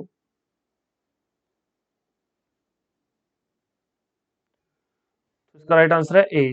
समझा करो चीजों को, जो लोग समझते हैं चीजों को सक्सेसफुल होने के चांसेस ज्यादा रहते हैं, और जो चीज समझ ना आए उसको याद कर लिया करो, पेपर में एज इट इज काम आ जाती है। In the last one decade, which one of the among the following sector has attracted the highest foreign direct investment inflows into India? पिछले एक दशक के अंदर निम्नलिखित में से किस एक क्षेत्र ने भारत में सबसे अधिक प्रत्यक्ष विदेशी निवेश अंतर्वाह आकर्षित किया है? 46। भाई बिल्कुल सिंपल सा क्वेश्चन है, जिसका जीडीपी में कंट्रीब्यूशन ज्यादा है उसमें ही तो फॉरेन डायरेक्ट इन्वेस्टमेंट ज्यादा होगी, सर्विस सेक्टर। राइट आंसर क्या है? बी। एक बार लेक्चर जरूर देख लेना, काफी चीजें आपके काफी कॉन्सेप्ट क्लियर हो जाएंगे उस लेक्चर से। नेक्स्ट देखो, Shanta Kumar committee has submitted its report on restructuring of food corporation of India to mister Modi. Read the following recommendation and find the incorrect one. कुछ रिकमेंडेशन दी गई है, हमें इनकरेक्ट रिकमेंडेशन देखनी है। भाई जो करंट अफेयर फॉलो कर रहा है थोड़ा बहुत उनको पता होगा, जो नहीं कर रहा कोई दिक्कत नहीं है, मैं करवा रहा हूँ, नोट डाउन कर लो। और ये क्वेश्चन ऐसे क्वेश्चन है जो आने वाले 5 साल तक पुराने नहीं होंगे।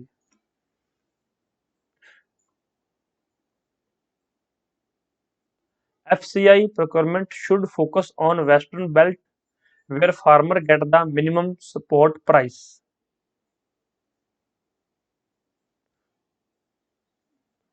इसमें क्या है? इनकरेक्ट वन पूछा गया है, तो ये सिर्फ वेस्टर्न बेल्ट पे नहीं, एफसीआई को एक जगह ध्यान नहीं देना, एफसीआई के लिए पूरा देश है, ठीक है, ओनली वेस्टर्न बेल्ट की बात नहीं की गई, तो ये हमारा इनकरेक्ट है। FCI should hand over the procurement of wheat and rice to 4 states which include Punjab, Haryana, Andhra Pradesh and Chhattisgarh. अगर ये चीजें इन 4 स्टेट्स के हाथों में आ जाएंगी, मान लो एक समय के लिए इन 4 स्टेट्स के हाथों में, तो ये अपनी मन मर्जी से ये चीजें व्हीट और राइस को जो है प्रोड्यूस करेंगे और मन मर्जी से ही मार्केट में उतारेंगे। तो क्या हो जाएगा? प्राइसेस बहुत बढ़ जाएंगे, त्राही त्राही मच जाएगी, लोगों को खाने के लिए खाना नहीं मिलेगा, तो इसलिए ये नहीं कर सकते, ये भी इनकरेक्ट है। Proposed uniform tax of minimum 3% and maximum 4% on wheat and rice and same to be included in the minimum spot price। तो ये बिल्कुल ठीक ये प्रपोज किया गया है कि 3% और 4% टैक्स जो है व्हीट और राइस पर होना चाहिए, और minimum sport price all over India ये जो है लागू होना चाहिए। तो इसमें इनकरेक्ट पूछे गए थे एक एंड दो, राइट आंसर है ए। ये ठीक है, समझ गए होंगे कि इसमें इनकरेक्ट पूछा गया और पहली और दूसरी स्टेटमेंट इनकरेक्ट है। हिंदी वाले भी स्टूडेंट्स यहाँ पर स्क्रीनशॉट ले लीजिए इसको, या फिर इसको पढ़ लीजिए रोक के वीडियो को, अपना question. Which one of the following led the Malcolm Committee to recommend for interest rate cap for microfinance institution? निम्नलिखित में से किसने मालेगाम समिति का नेतृत्व सूक्ष्म वित्त संस्थानों के लिए ब्याज दर कैप की सिफारिश करने के लिए किया था? तो इसमें देखिए कि किस चीज से संबंधित है। Promoter of micro finance institution growing rich, higher interest rate, small loans offer to micro enterprises, borrowers stopped repaying loans. तो अब इसमें है क्या? दोबारा से क्वेश्चन एक बार पढ़ लो अगर समझ नहीं आया तो।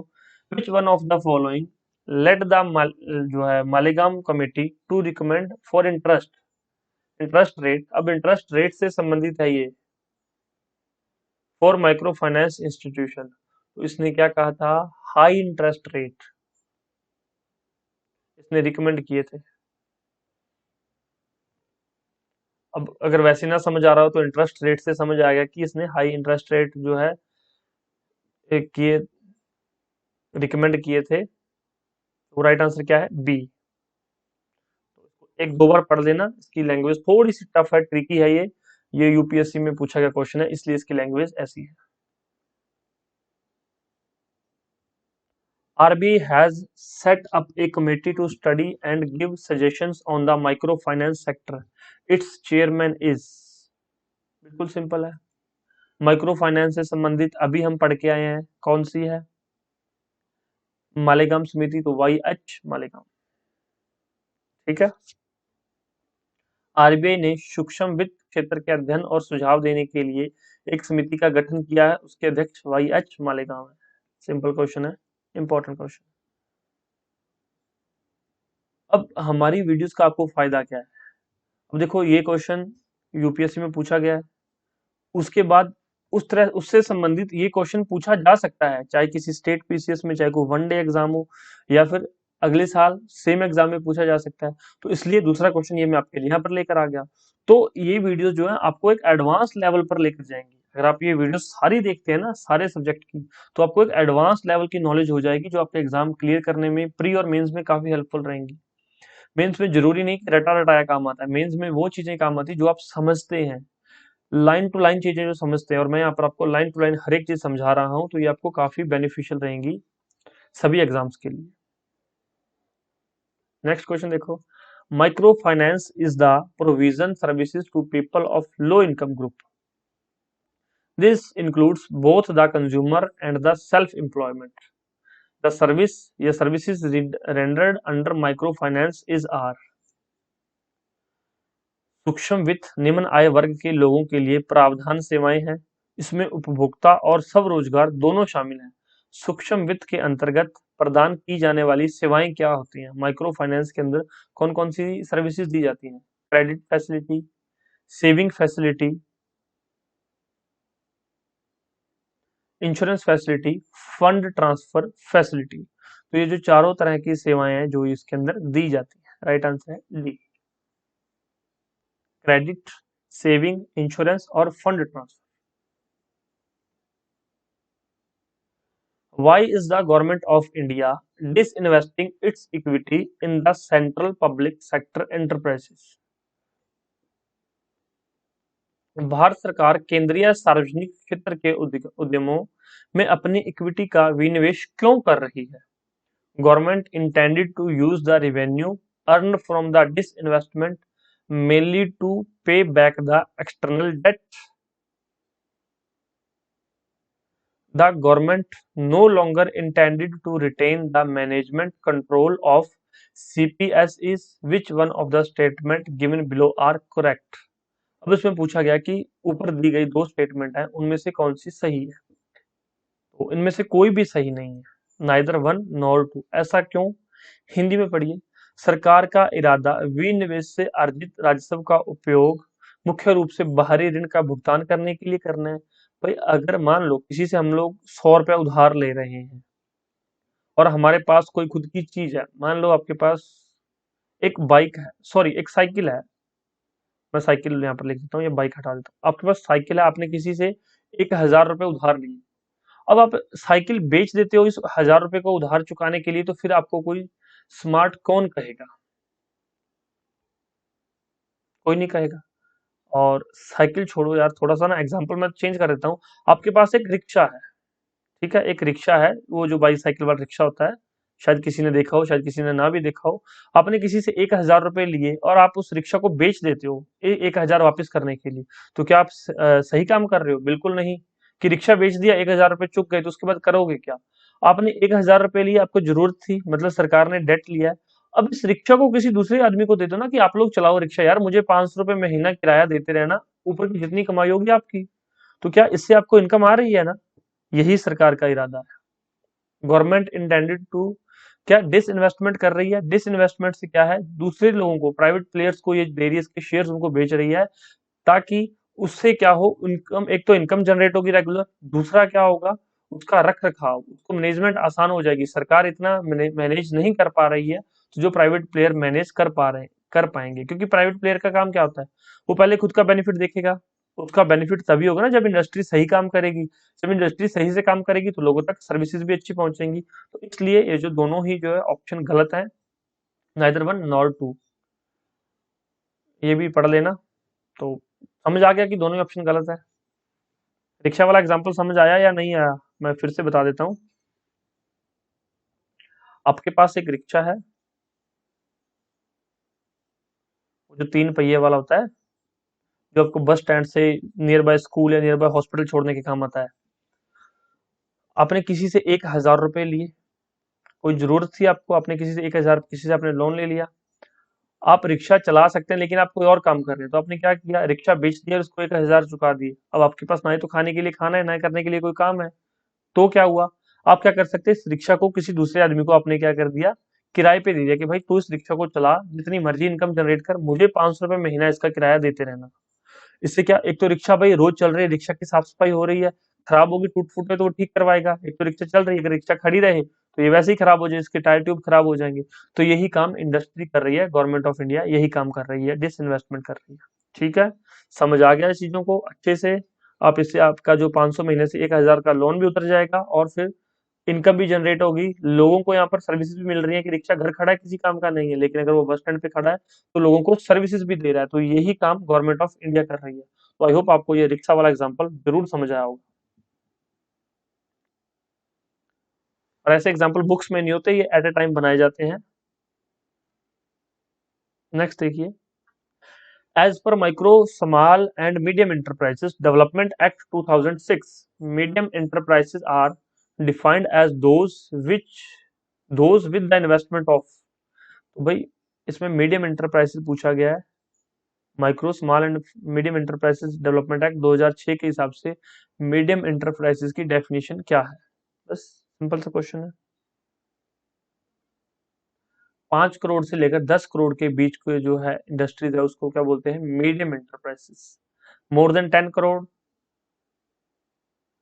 और sorry, micro small and medium, इसमें मीडियम पूछी गई है।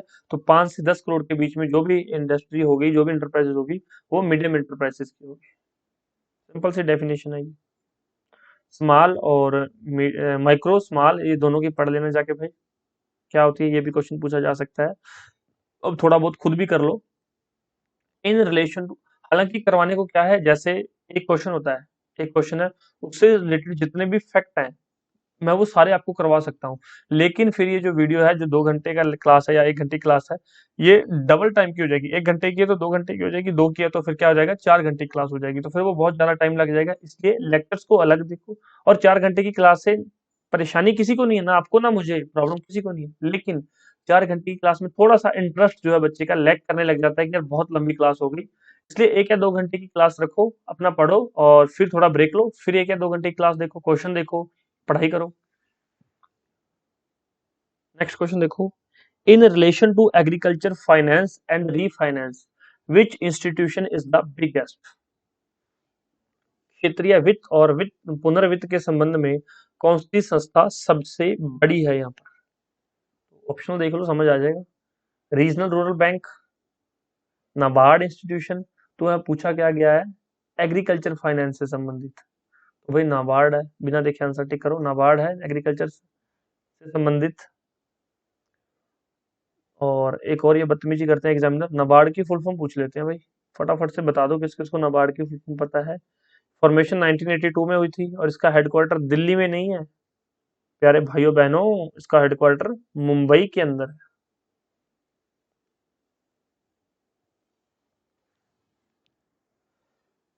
नेक्स्ट क्वेश्चन देखिए, the registered exporters who export performance in several year is of high quality are known as. भाई पंजीकृत निर्यातक जिनका कई वर्षों से निर्यात प्रदर्शन उच्च गुणवत्ता वाला है के रूप में जाना जाता है। भाई स्टार ट्रेडिंग हाउसेस बोलते हैं उनको, स्टार बन जाते हैं वो ट्रेडिंग के, वो एक्सपोर्ट कर रहे हैं काफी टाइम से। 54th C answer, star trading house. Next देखो, इंपोर्ट प्रोसीजर्स बिगिन विद। जो इंपोर्ट है प्रोसीजर बिगिन कहाँ से स्टार्ट होता है, आयात प्रक्रिया की शुरू कहाँ से होती है, मैट की रसीद से, समुद्री बीमे से, इंडेंट से या फिर शिपिंग बिल से। पहले तो इंडेंट का मतलब पता होना चाहिए। इंडेंट का मतलब होता है मांग पत्र। आपको चाहिए क्या क्या, आप मांग क्या रहे हो। जब आप मांग करोगे तभी आयात करोगे ना, उसको बताना पड़ेगा कि मुझे यही चीजें चाहिए, मुझे इस चीज की जरूरत है। तो आयात प्रक्रिया जो है इंडेंट से, मांग पत्र से स्टार्ट होती है। उसको बताया जाता है कि मुझे किस किस चीज की जरूरत है।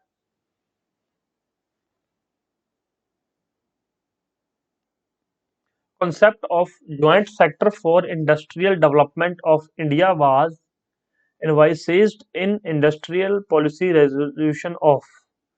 भारत के औद्योगिक विकास के संयुक्त क्षेत्र की अवधारणा की परिकल्पना औद्योगिक नीति संकल्प में की गई थी 1948 में, 56 में, 80 में या फिर 91 में।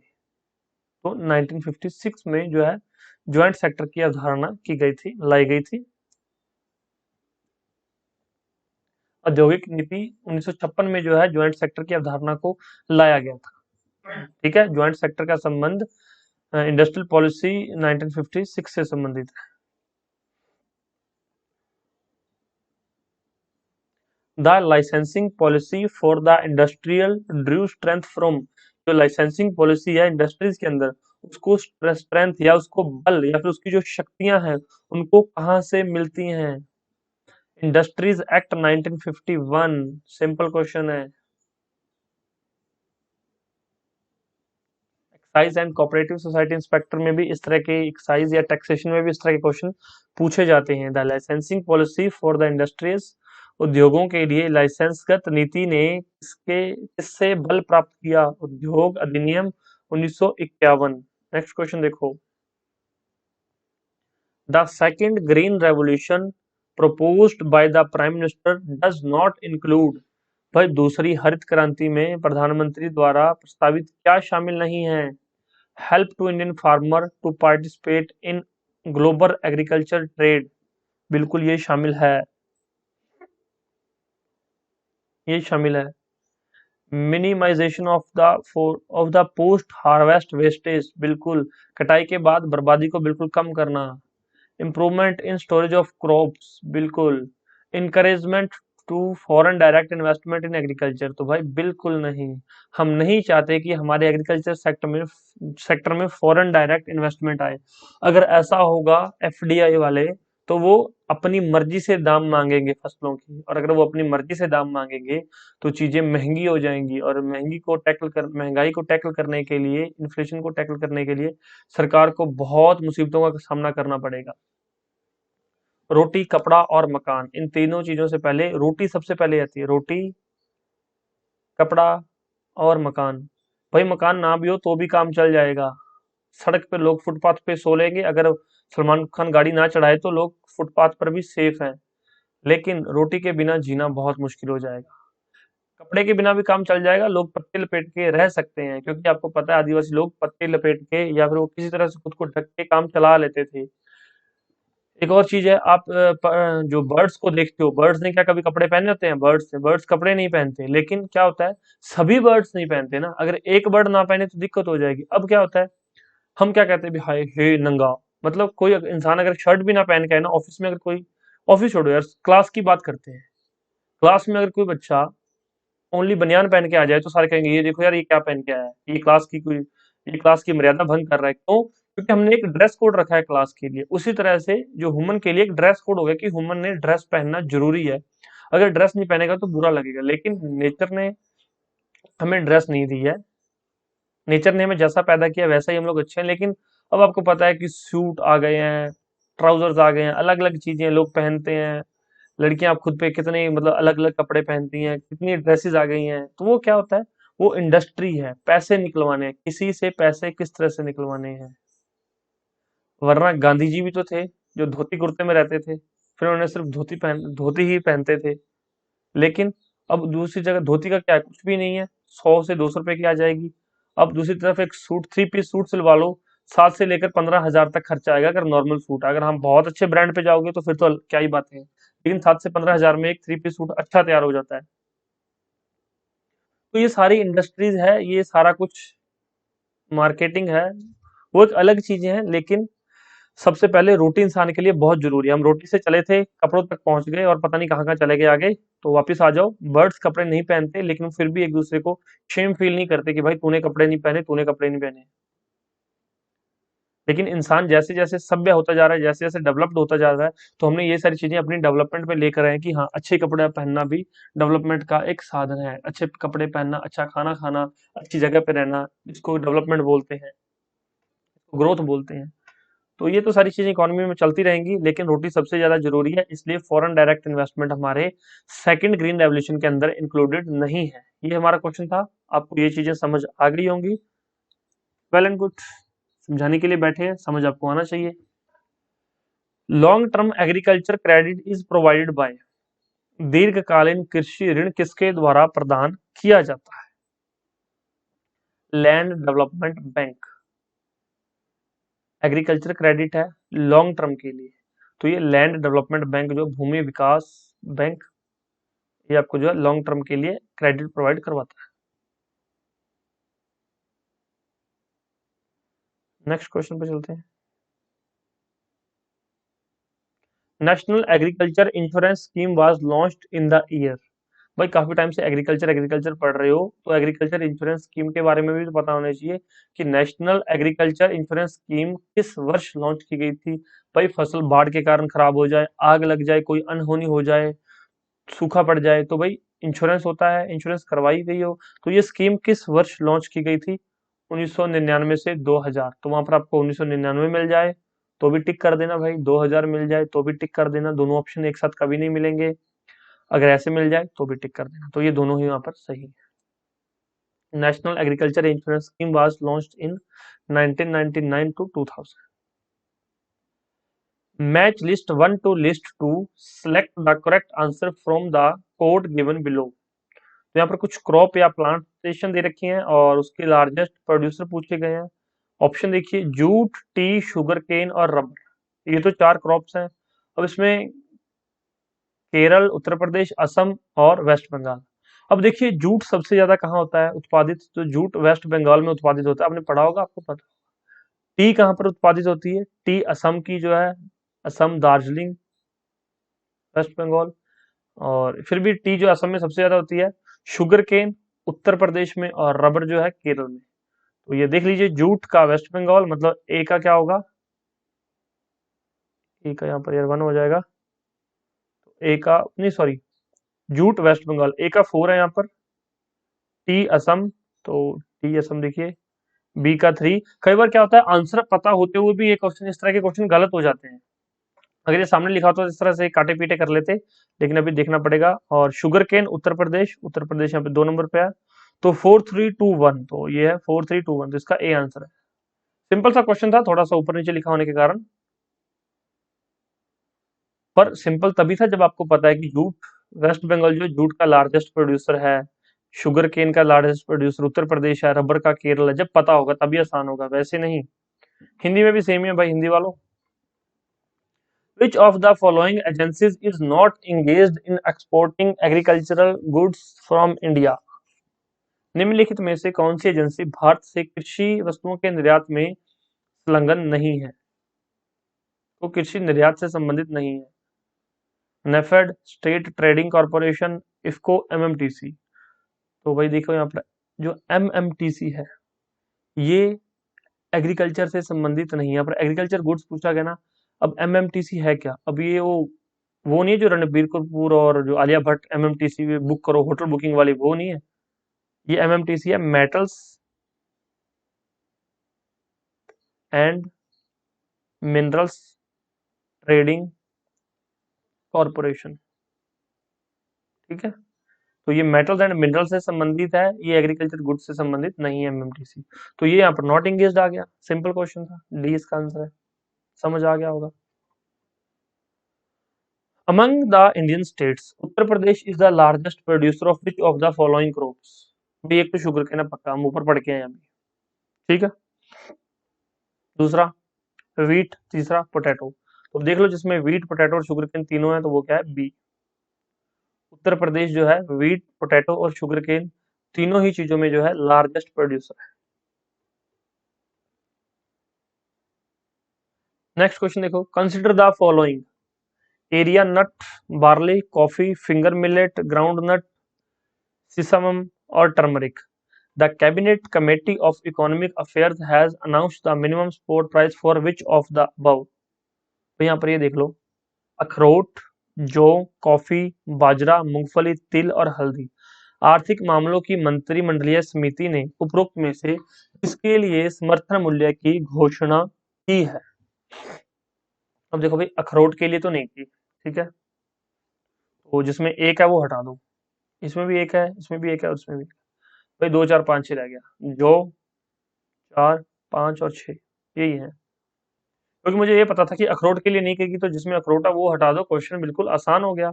ये यूपीएससी में पूछा गया क्वेश्चन है, और बच्चे तुक्के मार के आए, किसी को कुछ लगा के आए, कुछ छोड़ के आए कि मुझे तो पता ही नहीं। भाई कहाँ पढ़ा है कि अखरोट के लिए मिनिमम सपोर्ट प्राइस है, नहीं है। मैंने अभी ऊपर आपको करवाया था ना कि किन किन चीजों के लिए सपोर्ट प्राइस है, अखरोट तो कहीं पर भी नहीं था। तो अखरोट है उसको हटा दो, बाकी 3 ऑप्शन आपके लिए बच गए। Right answer B. नेक्स्ट देखो, consider the following statement. The food safety and standard act 2006 replaced the prevention of food adulteration act 1954। ये पहली स्टेटमेंट है, इसमें बताना क्या है, which of the following statement is या आर करेक्ट। तो ये देखिए, खाद्य सुरक्षा और मानक अधिनियम 2006 ने खाद्य अपमिश्रण निवारण अधिनियम 1954 का स्थान लिया, तो ये बिल्कुल ठीक है। The food safety and standard authority of India is under the charge of director general of health services in union ministry of health family and welfare. तो भाई जो food safety and security FSSAI है, ये direct ministry of health के under है, ये इस department के under the charge of director general of health services नहीं है, under the ministry of health and family where, ये हेल्थ सर्विसेज के अंडर नहीं है। ठीक है, डायरेक्टर जनरल के अंडर नहीं है, इसका खुद का डायरेक्टर जनरल है। तो ये यहाँ पर गलत ऑप्शन स्टेटमेंट है, तो इसमें राइट आंसर है 1, ओनली एक। नेक्स्ट देखिए यहाँ पर, with reference to the provision made under the national food security act 2013 consider the following statement. खाद्य सुरक्षा अधिनियम 2013 के तहत किए गए प्रावधानों के संदर्भ में निम्नलिखित कथनों पर विचार करें। 3 यहाँ पर ऑप्शन दिए गए हैं। खाद्य सुरक्षा अधिनियम 2013 पढ़ा हुआ है, फिर तो क्वेश्चन हो जाएगा, अगर नहीं पढ़ा हुआ तो बहुत मुश्किल है क्वेश्चन होना। चलिए, अब इसके बाद हो जाएगा ये। The families coming under the category of below poverty line only are eligible to receive subsidised food grain.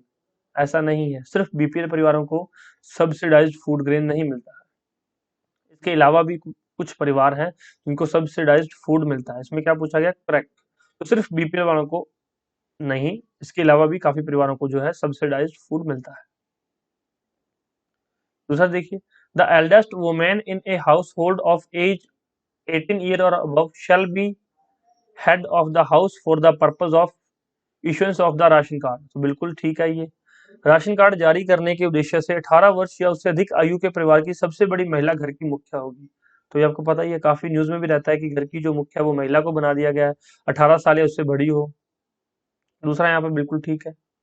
Pregnant women and lactating mothers are entitled to take home ration of 1600 calories per day during pregnancy and for 6 months thereafter। तो गर्भवती महिलाएं, तो ये है 1600 calories की take home ration की हकदार है, तो ऐसा नहीं है, ये प्रावधान उसके अंदर नहीं दिया गया। तो कौन सा करेक्ट है? राइट आंसर है ओनली 2, तो सिर्फ एक ही स्टेटमेंट है, बी इसका सही उत्तर।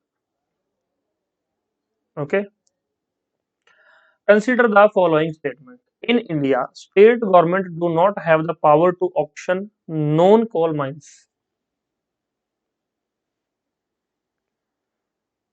पहले एक बार पढ़ दो इसको, फिर देखते हैं। Andhra Pradesh and Jharkhand do not have gold mines, Rajasthan has iron ore mines. Which of the following given above is are correct. तो हमें बताना है कि इनमें से कौन से करेक्ट है।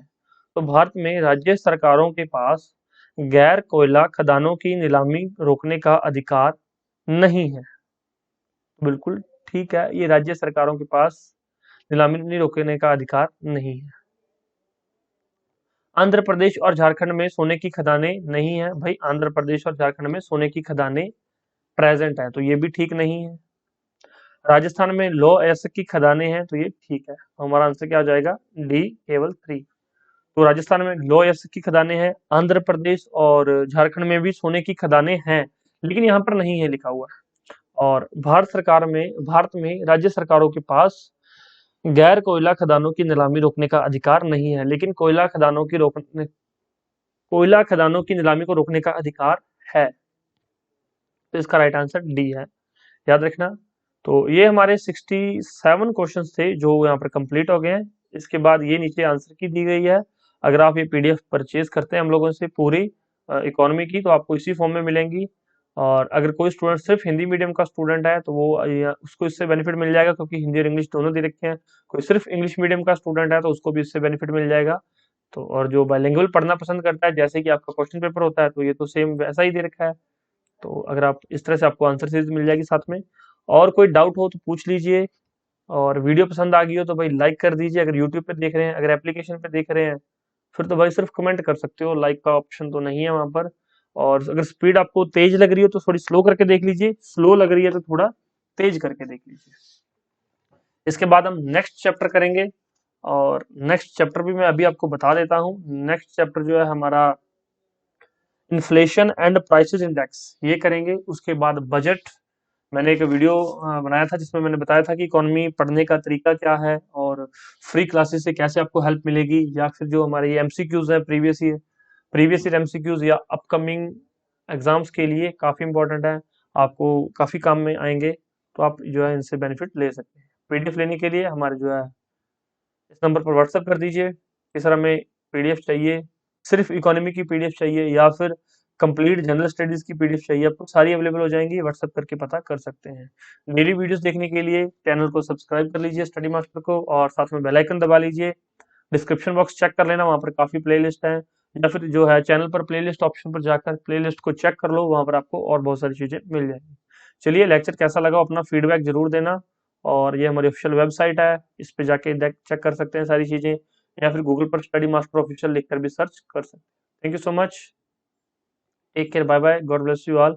आपका दिन शुभ रहे और आप एग्जाम की अच्छे से तैयारी करते रहें, सेफ रहें, सुरक्षित रहें। धन्यवाद।